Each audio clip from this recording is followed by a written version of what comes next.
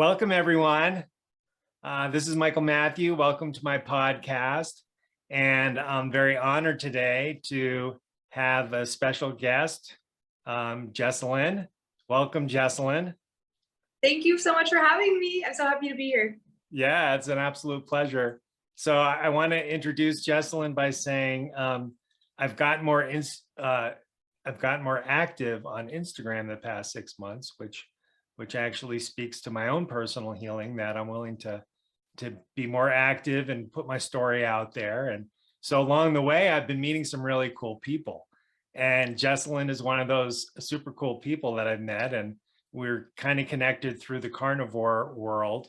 And but the other thing that I was saying to Jessalyn offline is that I really wanted to connect with her because she makes some really funny, playful, creative reels on Instagram that have made me laugh my ass off a bunch of times. And it made me reach out to her and we started chatting. And so I just was really looking forward to having her on my podcast. And she has an awesome story, which we will get to. Yeah, thank you. Well, making me blush. Well, that's one of my superpowers is I'm so emotional myself that I tend to bring that out in people. I'm excited. I can be all nerdy and factoidy, but I also, my primary superpower is connecting with people on a heart level. So, and that's another reason I wanted to connect with you, because I see that in you. And when I say playful, you've got a real goofball quality, which in my world, that's a huge compliment, that you're willing to just let your inner kid out. So yeah. So where do we start? Jessalyn has an awesome, this is part of my healing stories series of interviews that I'm doing with people who have great success stories by doing diet modification. In this case, Jessalyn's gone full carnivore. And she has quite the amazing story. So what I was thinking, before we dive in deeper, can you do like the minute or 2 minute kind of summary? And then we'll dive more into the details. So maybe you give people like the overall summary so that they're like, oh yeah, I want to stick with this. And then we'll dive deeper into the specific aspects. Okay. Well, it all started. No, I'm just joking. So growing up, it all started with Sean Baker. Yeah, it did. Sean Baker and Joe Rogan. So, but growing up, before I heard about carnivore, I suffered from extreme constipation. So I was only going to the bathroom once every couple weeks. And for that reason, I had an awful immune system. I was sick all of the time. I had really bad acne because just the junk that was not coming out of me the natural way was trying to force its way out of my body any way it could. So that developed into acne. And I had really bad mood swings. I convinced myself I was bipolar because I would just be happy, sad at the drop of a hat, and really, really mad at the drop of a hat. And when I could never lose weight. I always had just weight around my stomach from just being so bloated and full of shit all the time. And when I was 19, I went on a gluten-free diet, and that helped significantly. I started going to the bathroom once every 2 weeks instead of 3 weeks. So that helped a lot. I lost a lot of weight, but I still had acne. I still had mood swings. And I would only lose weight if I was starving myself. So if I ever ate a normal amount of food for a human, I would gain the weight back. Then my husband showed me, fast forward to about 29 years old, my husband showed me the Sean Baker, Joe Rogan podcast. And I was just at that point frustrated because I couldn't lose weight unless I starved myself. I was still having mood swings. I was really depressed. I hated myself. I was 29 with acne and didn't know what was wrong with me. That was supposed to be just an adolescence problem. And I watched this podcast, and even though it went against everything I'd ever been taught, I thought to myself, what do I have to lose? And he made a lot of sense just listening to him. So I gave it a shot for World Carnivore Month, January 2020, and got amazing results and never looked back after that. Awesome. Awesome. And then, and if I've heard in other interviews I've heard with you, almost all of your symptoms are totally gone now. Is that right? Yes. My skin's not perfect, but it is the most clear it's ever been since before I started puberty. My mood swings are, I would say, probably 90% resolved. I'm not a perfect human being. I'm still, I still have moments. But it's not irrational anymore. It's not, people don't have to walk on eggshells anymore. So it's not as bad as it was, and my gut issues are healed. I don't have any issues going to the bathroom on Carnivore. So surprise, surprise, you don't need fiber, which is still a hard one for a lot of people to wrap their head around. Oh, and so much. Yeah, and I lost 20 pounds the first month I did Carnivore, and then have just kind of stayed at my body's natural weight. It hasn't really fluctuated much unless I drastically changed my workout schedule. Then I'll like lose or gain weight. But yeah, my body pretty much found its natural weight. So yeah, I don't really have any complaints. Yeah, it's amazing. So with the weight and that level of constipation, if I miss one day, I don't feel right. So I have no idea how you could go like 4 or 5 days, let alone several weeks. And then I can't even imagine eating on top of that. So when, do you remember, I think we're going to end up bouncing around in this conversation. So do you remember when you first made the shift? Was it a gradual process with the constipation, or did it change pretty quickly? So I think within the first couple of weeks, I started going more frequently when I switched to Carnivore. And yeah, I think with like constipation, it's like when you're constipated, once you get it out and then moving forward, if you're not constipated anymore, you don't really have any issues. So like once you get that one out, then you don't have issues. So when I did start Carnivore, once my system was like cleared out of the junk that was still in it, I didn't have any issues after that. Yeah. And was there a big weight change pretty suddenly? Yeah, well, the first month I lost about 20 pounds. Yeah. And turning into weird questions here, but oh well, I know it pretty much doesn't bother you. But anyway, so did you get a feeling it was mostly the constipation resolving, or did you notice where you kind of puffy, so there was a water weight shift and that kind of a thing? I think it was a little bit of a mixture of things. Definitely just junk getting out of my system. I did lose some fat too. So I do think it was a mixture of a lot of factors. Sure. Okay. Okay, so going back, I'm curious what your diet was like growing up before you switched the gluten thing. And I think because you follow me, so I think I'm I got my foot pretty deep in the oxalate world. And I know some about it because you've talked to Sally and anyway, I'm wondering if you look back, this is something I haven't heard you say in other videos, was your diet, when you look back on it, was it kind of high or medium high in oxalates, or maybe not so much because your food preferences? Yeah, I would say so. My diet was, I think, a normal American diet for the early late 90s. So we would have a lot of like mashed potatoes and bread and what's it called? Chocolate. Hamburger helper type meals, things like that. Just like easy ready meals. My parents both worked full time. So a lot of the times I was eating mac and cheese for dinner, or if they didn't make dinner. I would eat cereal for dinner, things like that. So I think it was pretty just normal food, what you would consider normal, just a bunch of grains and Yeah. and So wheat and pretty high carb. yeah, pretty How about some of the classic high oxalate vegetables like spinach, Swiss chard, beets, beet greens, chocolate, peanut butter, other nuts?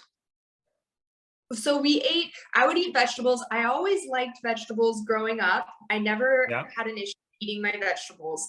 So spinach and those things specifically, I don't remember eating a high amount of, but Yeah. we did eat vegetables and fruits and things like that. And chocolate, yes, I did have a huge sweet tooth, so I ate a lot of chocolate every night. My parents, we grew up, I think it's pretty standard too for most people to grow up and you eat dessert after dinner. So every single night we would have dessert after dinner, and it was usually a huge bowl of ice cream. And of course, Yeah. mint chocolate chip and peanut butter were my favorite, and I would mix Okay. those Yeah. together. I would mix mint chocolate chip and Reese's peanut butter ice cream together and have that like every night for dessert. And so I did have I loved peanut butter. So yeah, I did have a lot of peanut butter, chocolate, but not specifically spinach and Swiss chard and Sure. things like that. Sure. Okay. All right. Just curious. Because as you know, there's some of us we hammered ourselves in the oxalate world, and now we're sometimes paying pretty long term on the way out. So, but you had a pretty quick transition into feeling great without much Yeah, of a transition of feeling like horrible for a while. yeah, yeah. Yeah. So maybe I didn't eat as many oxalates Yeah, as you might not have, or you could just have a better microbiome and you process them better. Yeah. It's a curiosity of mine. It's stuff I'll be talking to other people about too. I'm just curious. The or range.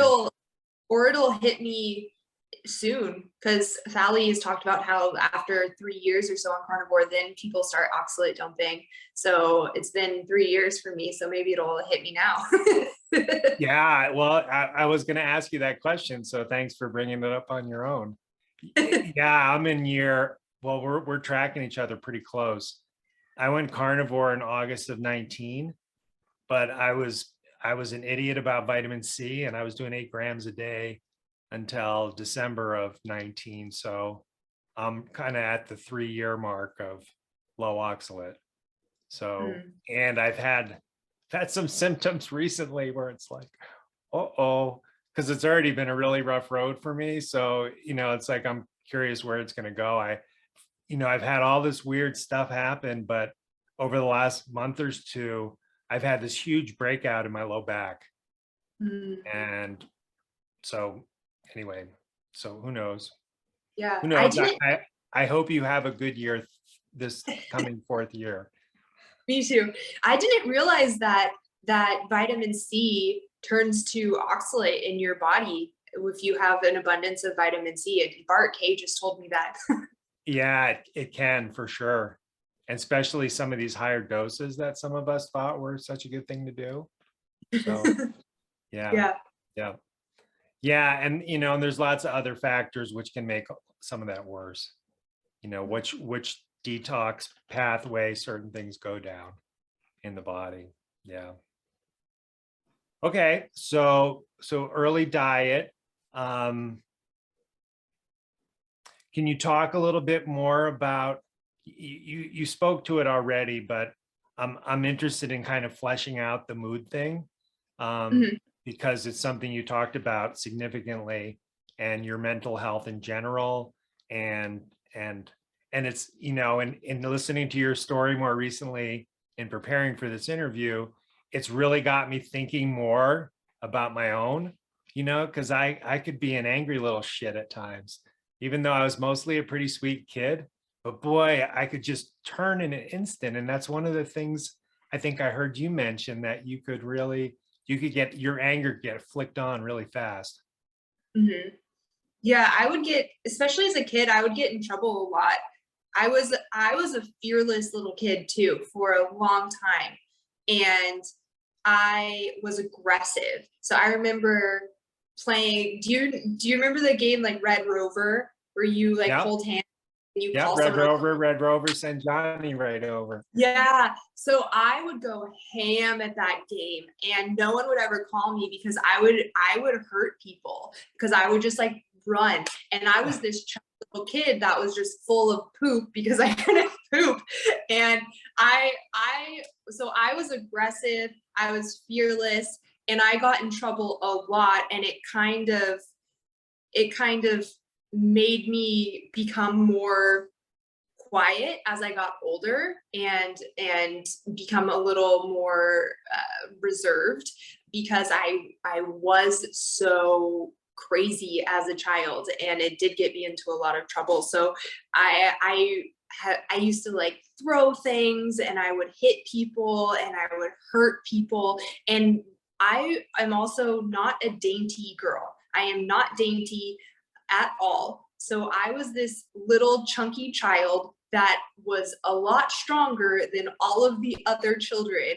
So I didn't realize my own strength, and I would actually hurt people and boys, and make boys cry. And I thought they were just the biggest wimps on the planet, but I just didn't realize my own strength, I guess.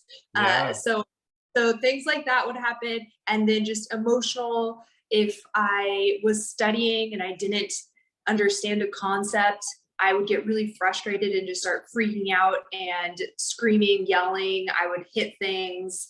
And that pretty much was my life, even through my marriage, which is one of the reasons my husband searched for answers to help me, because it was not normal what I was doing, and it was not mature. So I would just get mad at the drop of a hat. It just, any little thing was wrong, I would like scream and throw things. And he's so patient and so understanding, and I do not deserve him. He's been amazing just dealing with me. But yeah, that has changed a lot.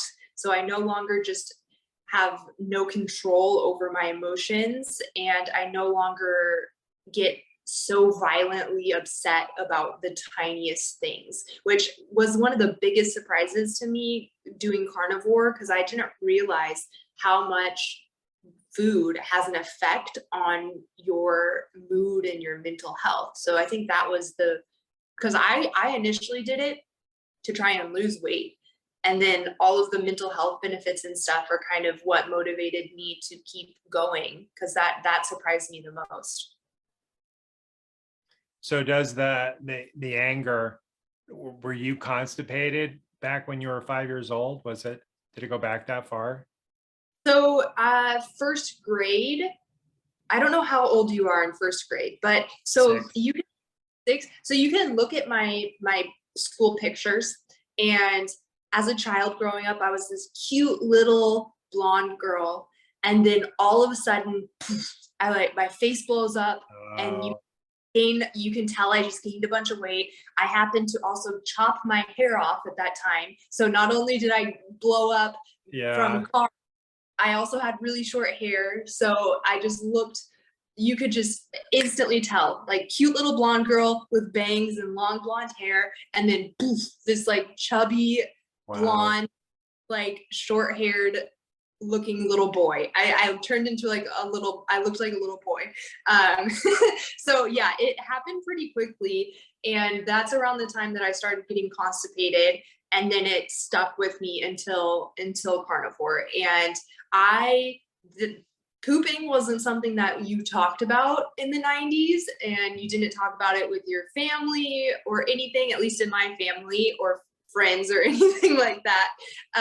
So I thought everyone was experiencing what I was experiencing. I did not know that people went to the bathroom every single day until I was almost an adult. I thought everyone was experiencing what I was experiencing and dealing with what I was dealing with. But yeah, I'm sure that the constipation did not help my mood issues either, because if anyone's ever been constipated, you know that that's all you think about all day long, and it just eats away at you. And then trying to go to the bathroom and not being able to is the most excuse me, the most frustrating thing on the planet. So I'm sure that did not help my mood either. Mm. Yeah, everything's backed up in your body on multiple levels. Yeah. Yeah. Yeah. And then so let's kind of talk about the spec you kind of did initially, but kind of full, maybe into your teenage years. We covered the mood thing, we covered the constipation thing, full spectrum of symptoms that you were dealing with. In my teenage years, I think that I was extremely insecure because I had really bad acne and I was chubby. I couldn't lose any weight. So I think those were the two biggest things that affected me as a teenager. And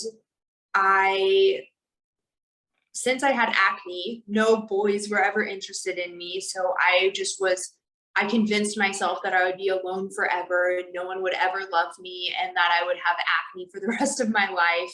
So that is one of the reasons too that I don't have any pictures of my skin before it looks now, because I really genuinely believed that it would never get better, and I didn't want to keep those reminders around. Yeah. And it was even hard for me to like look in the mirror and look at my own reflection, because I thought I looked like a monster. I hated my skin. And the doctors put me, or the dermatologist put me on everything that you can imagine to treat acne. Nothing ever worked. I went on birth control in high school, and it just made my emotions even worse. I think I did it for about 2 months, and then I told my mom I can't do this anymore, because I thought I didn't have control over my emotions before, but that just made it 10 times worse. And then I also gained 10 more pounds from it, and was unable to, that weight stuck with me until I went gluten-free. So it made me gain weight. It made my emotions even more out of control. It did nothing to help my skin. So then after that, I went on Accutane, and that made my skin even worse. Oh, And who knows how much it wrecked my body internally. yeah. I'm probably still dealing with things from that. So I went on the Accutane for the longest period of time that you're allowed to go on it. All it did was dry out my skin, so where I looked like I was a snake shedding its skin. Oh, honey. It was the most embarrassing thing ever. And then I would try to put makeup on it, and it would just be worse. So I would just walk around in high school as a teenage girl that's overweight with this gross flaky skin, and just had the worst had the worst insecurities. I thought I was the ugliest thing ever. So that was pretty much, other than that though, I did have a pretty good high school experience. I had friends. She still had friends. Amazing. Yeah, I didn't have a horrible high school experience. I was in theater. So I did always enjoy doing theater, and I still was insecure, but I embraced the fake it till you make it philosophy of theater. And so it wasn't all bad. There was some good, but I still was extremely insecure and never thought anyone would ever be interested in me romantically. And then when I went gluten-free, and I lost a whole bunch of weight really quickly, and my skin started to clear up a little, but not to where it is now. People started becoming more interested in me romantically, and then I was like, whoa, I feel like a girl. So like my insecurities started to lessen. And then, yeah, when I found Carnivore, it just like skyrocketed. My confidence is great now. My skin is clear. I'm happy with my body. I don't have body dysmorphia anymore. So did I answer your question? Oh, you did. Well, I think before we started recording, I was saying to you, this whole conversation around emotionality and, self-esteem and all of that, I think I grew up, and most of us do, where those are kind of in a separate container around like psychology. of who we are. And and and so when as I've been seeing some shifts in myself, especially the past 6, 8 months or so, and and I got layers with my spinal cord injury and everything, and years of chronic illness. But that said, I'm still finding these kind of like um I don't want to say root cause, but like, kind of like I'm starting to wonder who I am and who I was, and how much of that is determined by diet and relative health.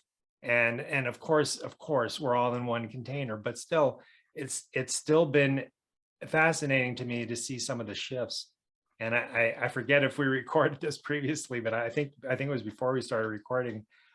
When I first started chatting with you, one of the things I shared is I just last summer I was experiencing what I'm calling pings of joy, where someone would say something nice to me and it just landed in my heart in a way that I don't think I've ever experienced.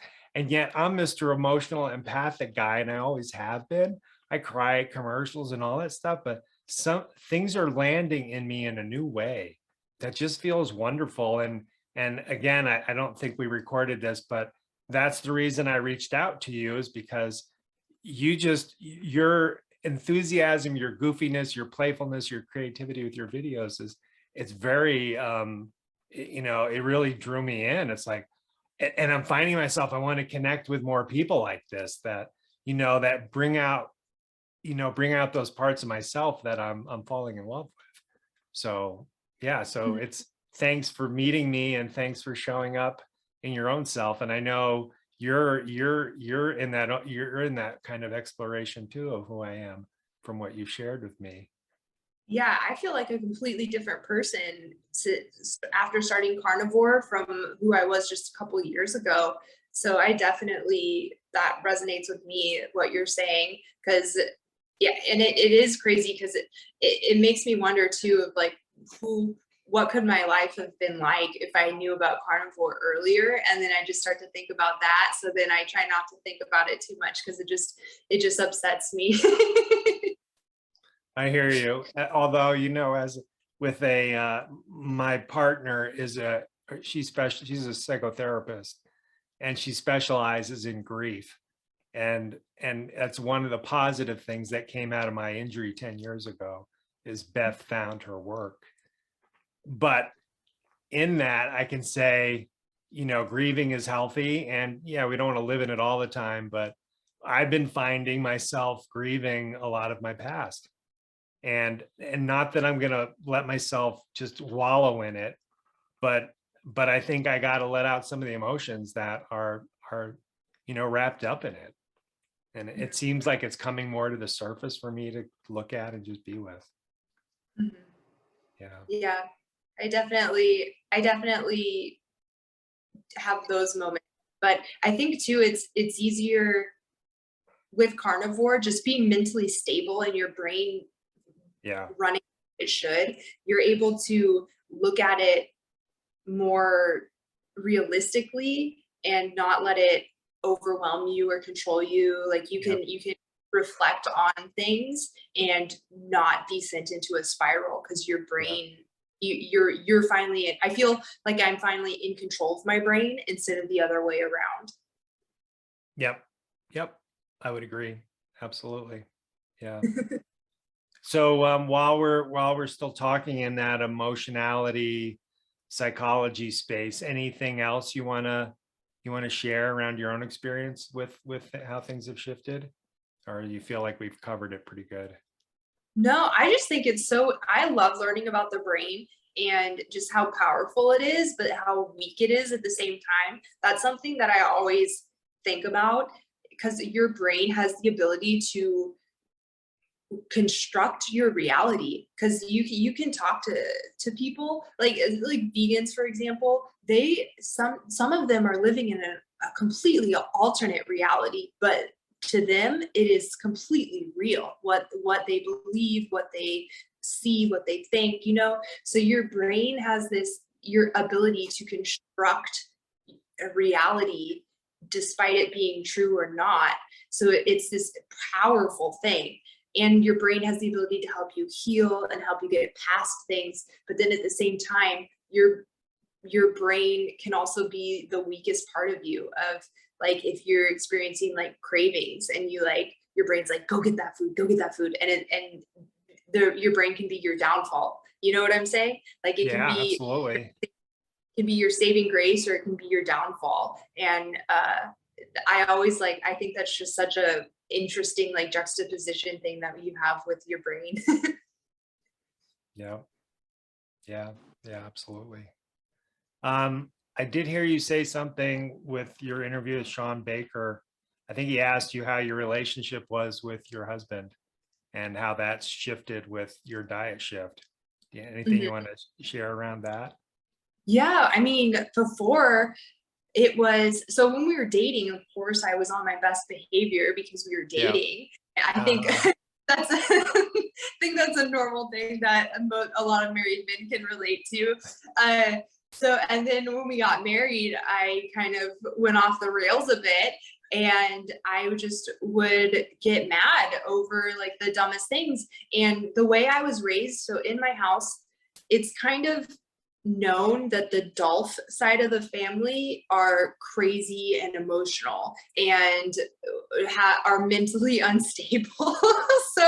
so we're all kind of like that way. We're aggressive. We don't care whose feelings we hurt. Like, we're going to stand up for what we believe in. We don't care what you say. If you try to fight us, we will not back down. Like, that is like the Dolph side of the family. We're just like very strong, stubborn, aggressive, but nice people. But nice. But nice. Like, just don't cross us. No.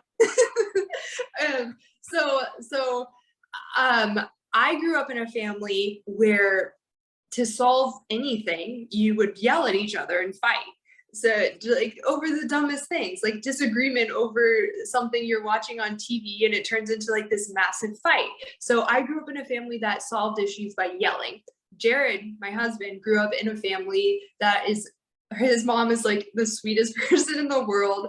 I don't think she's ever yelled at him in his life.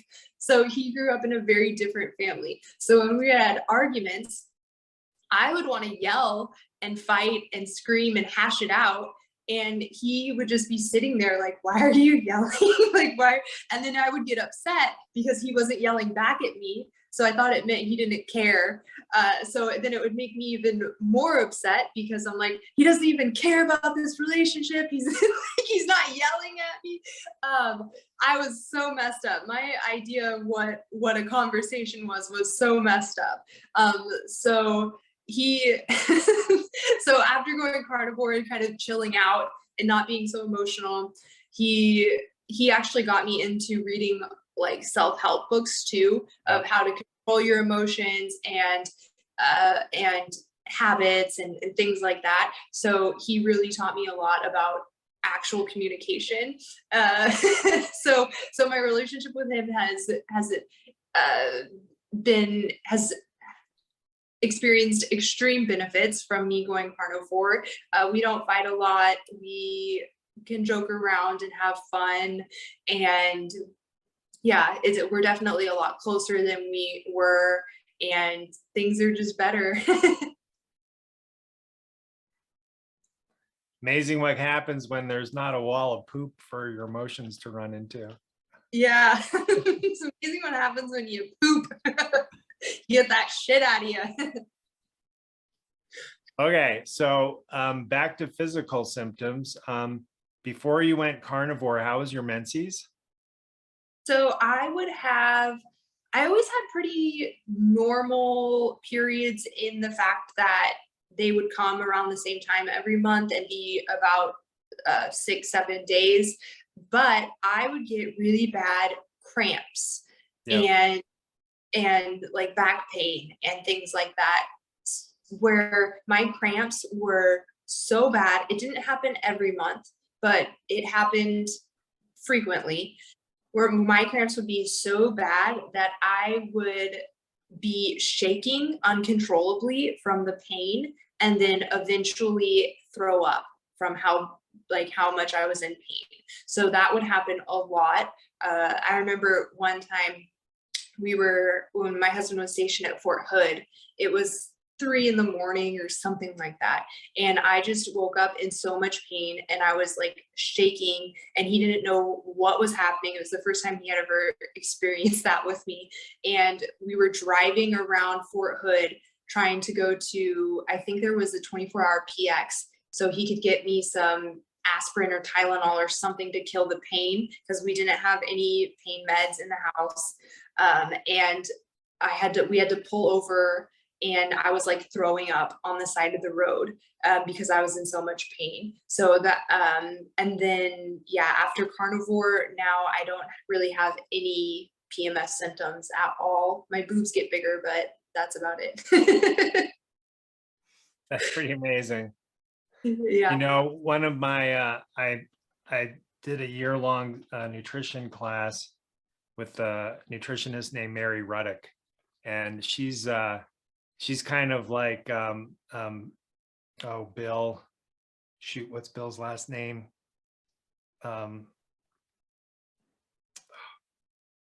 Both of them have traveled the world. Actually, they're friends. He wrote a book recently about kind of not full on carnivore, but kind of how to eat like our ancestors ate. And he and Mary have both traveled extensively, and they both have said that that the Maasai group that they met with were probably some of the healthiest people they've ever seen. And if people don't know, the Maasai, or some of the classic Maasai people, they eat raw blood, raw milk, and meat. And you know, they supplement a little bit a few times of the year, but that's it.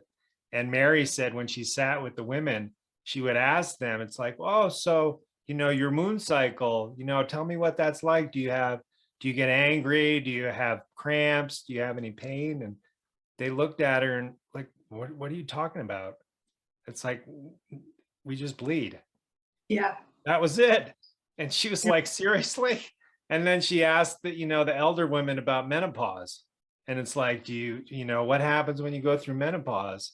Do you get hot flashes? Do you have, you know, mood changes? Do you know, anything like that? And they're like, no, we just stop bleeding. Our bleeding goes away and that's it.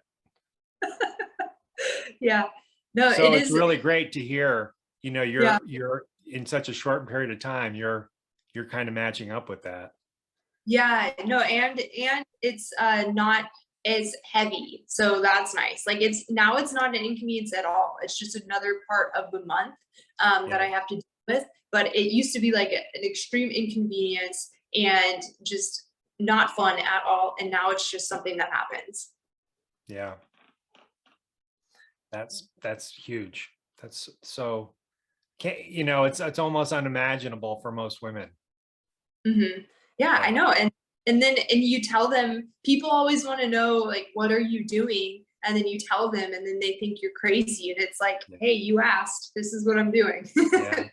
Yeah. So let's see what else around your health. So I heard you know, I see some of your reels, so I know you're working out.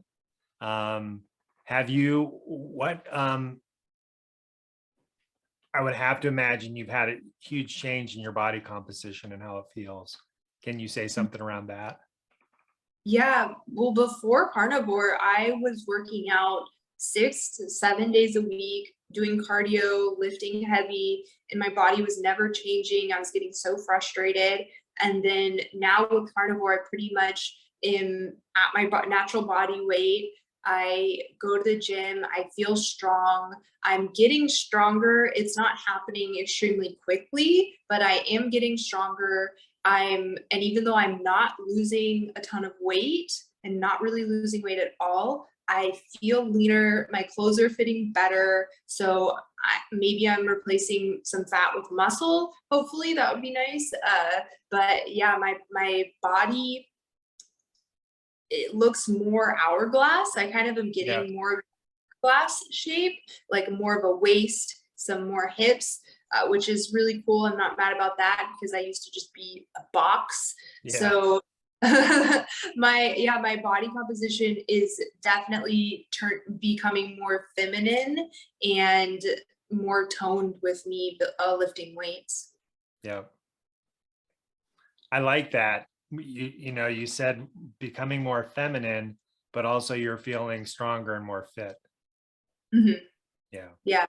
Because my goal used to be skinny. Because I remember I told you that I was a very bulky, not petite little girl, stronger than the boys. And so that was always something I was really insecure about. Like I have really big hands for a girl and like wrists and ankles and stuff. Like, so I used to use the excuse that I wasn't fat, I was just big boned, but I was actually, I was fat, but but I do have some big hands and some big feet for a girl. But so that was always a big insecurity of mine. So I always wanted to be really skinny and petite, so I could feel petite and feel like a woman for the first time, because I was always just like a bulky girl. And then my husband, I got really skinny, and my husband was like, I don't like this, you don't have a butt, like you don't have boobs, like I like you're like a boy, I don't want to be like having sex with a boy, I want a woman. And so like he's like, you should lift some weights, like get some muscle. So he kind of like encouraged me and helped me change my mindset around my body image and things like that, of like, now I don't necessarily want to be like this skinny anorexic looking petite breakable female. I want to be like strong, and I can still look feminine and be strong at the same time. Yeah. Awesome. Awesome. Okay. Keep having thoughts of some things I wanted to ask about. Oh, I know. So I haven't read your posts in detail, but I've seen enough to know you've been on the lion diet for the past month. Is that right? Mm-hmm. Can you say anything about, well, maybe just explain quickly what that is from what you were eating and what you've noticed? So carnivore is any meat, land or sea, animal products like eggs and some dairy if you can tolerate it. The lion diet is ruminant meat only, salt and water. So for the month of January, I did the lion diet, and I did beef only because it is what I had access to and what I could afford. So, but it does include any ruminant meat if people do want to try it. And basically the lion diet is an elimination diet, where you take everything out of your diet that could possibly be causing you problems. And then when you start to reintroduce foods, you realize, oh, this is doing this to me, this does this to me, and you can either decide to keep it in your diet or continue to eliminate it. So I wanted to do the lion diet to see if there was still anything in my diet causing me problems. And I was curious to see if my body would change at all. And what I found is my sleep improved, my mood is improved even more, my body composition, I'm not losing any weight, but my body composition is changing. My clothes are fitting better, I feel leaner. So those are all good things. And yes. What was I forgot what your original question was. Did I answer? Hold on one second really quick. I'm good. Well, it was just, I knew you went on the lion diet, and I saw a little bit you talking about some changes. So I was just, and you're at the end of the month. Was it just January you're doing it? Yeah, so it's over now. Yeah, so I got my sleep improved, my mood improved, my body composition is improving. I did not lose any weight, which just is another indication to me that my body is at its natural like weight that it be at, because it's not like I have like a abundance of weight that I need to lose. And so I am going to start adding in foods now in February. I'll start with bone broth and fish and maybe pork, and then do eggs. But I think I'm going to keep coffee and dairy excluded for indefinitely, because I think those are the two things that were still causing me some problems. Yeah. So what was your, were you able to find fatty enough meat, or did you have to get fat trimmings, or was the meat you got just, it feels like it works for you? So yeah, that was actually one of the mistakes that I made in the beginning, because I bought some grass-fed ground beef and I forgot to take into account how lean it is. Yeah. And actually got constipated at the beginning of the lion diet because Oh, there it is again. yeah, I Yeah. my body is so prone to constipation. Like, one, if I don't eat enough fat, it is like you're constipated. And it's so crazy. And like I rarely ever get diarrhea. And when I do have, like, instead of diarrhea, my body will throw up. It's like the weirdest thing. Like my body refuses to have diarrhea. I'll just throw up and then feel better, or just be constipated. It's like, I don't know what is up, but those are the two things that always happen. The two possibilities.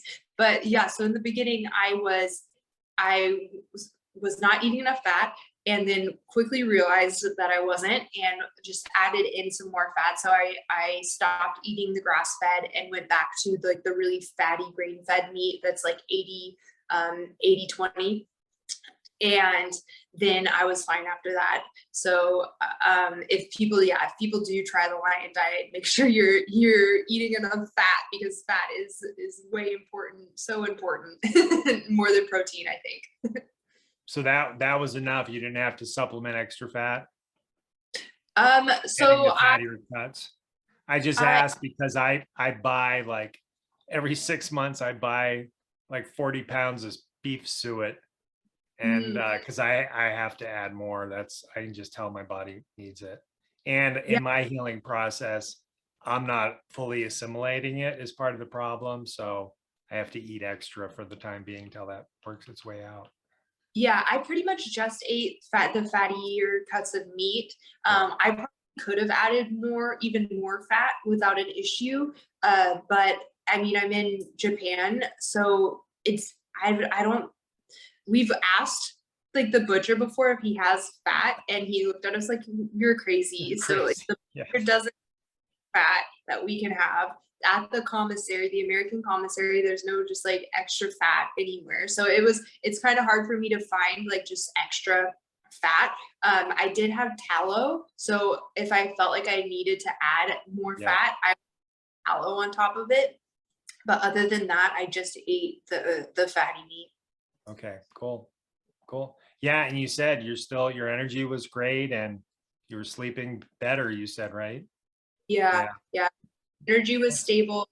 And it was fine. That's always been like weird, because people will have different stories. Like even transitioning with carnivore, people will have horror stories of how they just were fat adapting and had fatigue and all of these things. And then even with lion diet, people will have fatigue and stuff. But both of the transitions that I made from to carnivore, and then when I did lion, I didn't really have any negative side effects. So I've lucked out in that regard. Yeah, it's awesome. Yeah. So I feel like we're getting close to being done here. Okay. A couple things I want to ask, besides sharing how people can find you, is there anything else you want to say that I've forgotten to ask you? Besides also asking words of wisdom for people who maybe have some of the same symptoms you do, or have had, that you used to have. Yeah, if anyone has similar symptoms to what I was experiencing, I would definitely encourage them to just try the carnivore diet for 30 days. That's how I started. I did it for World Carnivore Month and was just going to do it for 30 days to see what happened. So just give it a shot. You're not going to die in 30 days. So what do you have to lose? So just give it a shot. Just buy some meat, start eating the meat that you like and can afford. You don't have to eat grass fed. I primarily eat cheap junk grocery store meat, as a lot of people like to call it, and I'm feeling great on it. And then research, that was another big thing that helped me a lot, especially because if you do start this way of eating, you will get people telling you that you're crazy, you're killing yourself, you're going to have a heart attack, you're going to get cancer, meat stays in your colon for 7 days or however long it is. And putrefies and makes you sick. You're going to spontaneously combust, things like that. So doing research is a huge tip. I always tell people if they're starting carnivore, there's so many good carnivore books out there that you can get and just start reading about it. Sean Baker has a good one. Judy Cho, Carnivore Cure is a good one. The Big Fat Surprise is one of my favorite books. I'm reading it right now in a book club that I'm doing for the 5th time. I think I read it about 5 times now. So there's a ton of good carnivore books out there, and even things like this on YouTube, and creators on YouTube making carnivore content. So just absorb as much carnivore content as you can so you can feel confident in your decision. Because if I feel like a lot of people will try carnivore and then get discouraged when something happens and they aren't like educated in why that thing is happening, so then they just like stop and go back and say, well, this didn't work for me, so I'm going to quit. So I think it's really important to learn about what is actually happening inside your body, so that if things do come up, you can still feel confident in your decision, and defend your decision to people who are trying to tell you that you're killing yourself. So that would be my words of wisdom. Awesome. And I would just throw in as an add-on, if you do give it a try and you feel really good for 2 weeks or a month, and then you start feeling like crap, then you might want to educate yourself about oxalates. Yeah, look into Sally Norton and toxic foods. Yep.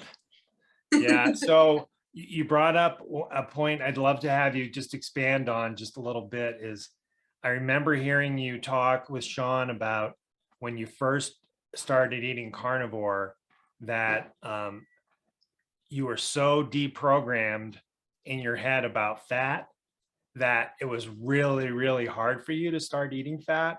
Can you just talk about that a little bit, and how you had to work with yourself to make that transition? Because I know people, and especially women, they're just terrified of eating saturated fat.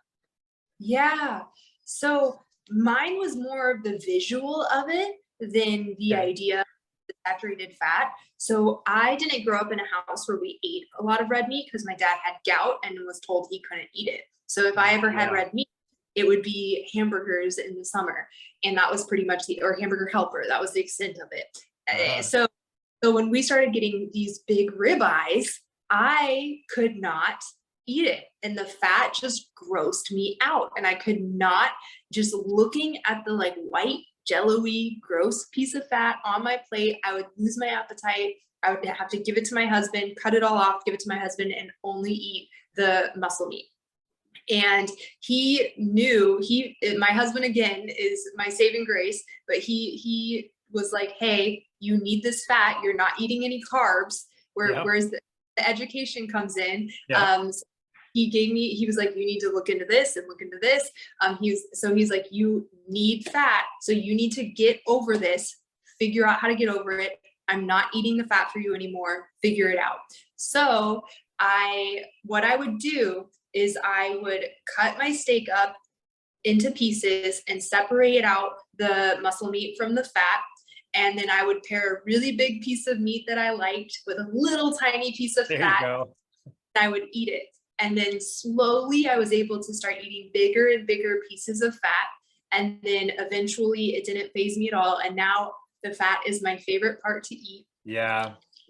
So that helped a lot. And then I also found that if I would make a steak and then put it in the fridge and eat it the next day, and the fat would be hard and white and cold, I actually enjoyed eating it that way. The texture wasn't jello-y and gross. Oh, interesting. Yeah. So the thing too. Yeah. The texture didn't freak me out. The look of it didn't freak me out. So I would eat the steak cold and eat the fat cold. And that helped me out a lot. So those are the two things I did to get over my fat aversion. Okay. Thank you. That was a little extra addendum. Yeah. So try those. Yeah. Awesome. Thanks for that. So I have one little side question I want to ask you. I've seen in some of your reels this piece of crockery that you cook in, like you use like a frying pan. And I just want Yeah. to ask, what is that? I've never seen that before. So it's a handmade clay earthenware Yeah. pot from a company called Black Pearl, and it's made in Oh, so by a tribe of, I think, Samburu tribe, I think is what tribe it is.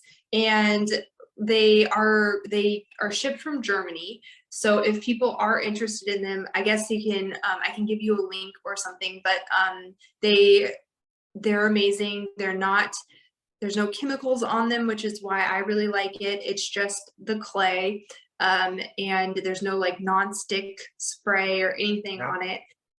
And I use it for everything, like you said. I've used it for steaks. I've poached eggs in it. I've boiled bone Yeah. broth and poached eggs in it. I make egg drop soup with it. I even made carnivore pancakes in it one time, and eggs and things like that. But it makes the food taste natural. It makes the food taste so much better.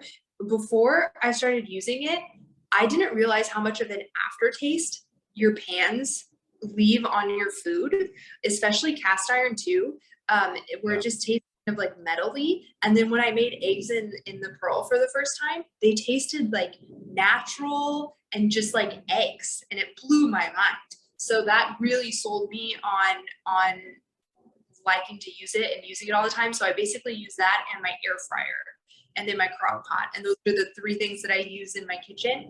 And I bought one for my mom too, because I liked it so much. But it's just, I think I can get it. Okay. So it's just this. Yeah. It looks a little bit like a tagine. Yeah, it's kind of like that. It's not exactly the No, same, but it so the person who started this company, he tried the tahines and they would like break on him and they just weren't as like sturdy. So he worked with them to develop this, which is just really sturdy and you can use it for anything like I do, and it just works really well. And I mean, you don't want to drop it, it'll of course break, but it's definitely my favorite thing to cook with. yeah, I can see that. That's awesome. Yeah. You know, you said a word you said the word sturdy, and way at the beginning of our interview, you were talking about your body composition, Mhm. and it reminded me of some old friends, and Jack would always say about his wife, Deb, it's like, Deb's not stocky, she's sturdy. Yeah. And it just reminded me about how you're talking about yourself. Yeah, no, I would consider myself pretty sturdy. I can hold my own. Yeah. Okay, well, maybe to wrap things up, can you share where people can find you, Jess? Yeah, I am on Instagram. I'm most active on Instagram, and it's just Jessalyn.Randall, which is my name. And then I have a TikTok, and that's the same thing, Jessalyn Randall. And then YouTube, I have a YouTube channel with my friend Serena called Carnivore Revolution, where we cook and interview people and do all sorts of fun things like that. And then I think that's about it. Just I'm on Facebook too, but not super active. I'm most active on Instagram. Yep. Cool. Cool. Well, hey, this has been absolutely lovely to connect with you and get to know you better. And thanks for sharing your story with all of the listeners here. So thanks so much. Thanks for having me. Yay.